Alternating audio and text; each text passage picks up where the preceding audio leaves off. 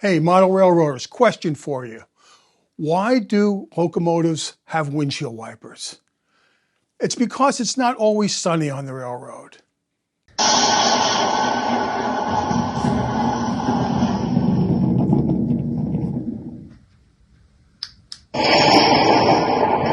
It's an inexpensive project that's really fun, and it's going to add a new dimension to your railroad.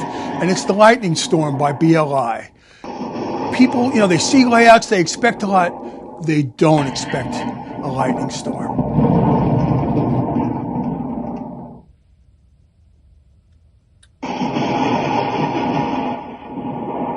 Wiring is simple. First, you put the button.